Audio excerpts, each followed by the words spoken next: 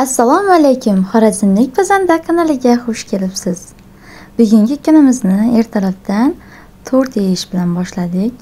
Shirinlik bilan boshlangan kunimiz xayrli bo'lsin deb, shirin bo'lsin bugungi kunimiz deb, mana shunday ajoyib tort olib kelgandi dadamiz. Birgalikda olib kelgandik, shuni endi kesib yeymiz. Kunimizni shunday asaldek shirin tort bilan boshlaymiz. Dadamiz bilan aylangani chiqdik. Farzandim bilan uyda juda ham ko'p vaqt o'tirib qolganimiz uchun aylantirgani olib chiqdi dadamiz. Bu restoranni nomi Koni bodom degan ekan.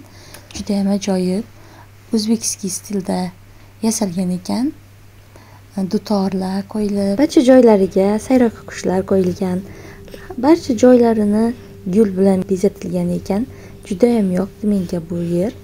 Koni bodomni menusida nimalar borligi, juda ham narsalari ko'p ekan.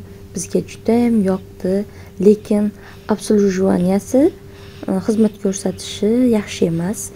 Men videoga tushiryapman deganim uchun kuyovim sizga assalomu alaykum deb qo'l bulab qo'ydi. Koni bodomni issiqqina nonlaridan olib kelishdi. Juda ham kichkina mitkina ekan. Toshkentning cho'raklariga o'xshar ekan. Qorning to'ymaydi.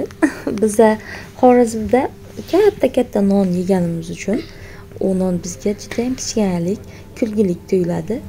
Ko'rib turganingizdek 5 xil taom buyurdik. Juda ham shirin ekan taomlari, lekin xizmat ko'rsatishi bizga umuman yoqmadi, chunki qarashmadi umuman. Uyga keldik, kechqurun dubayskiy uzum olib kelgandik. Dubayskiy uzum yedik va men kechqurunga bilinchik bilan tovuq qovurdoq pishirgandim. Bilinchikni, tovuq qovurdoqni yeb, shuning bilan bugungi kunimizni yakunlaymiz. E'tiboringiz uchun kattakon rahmat. Sog' va salomat.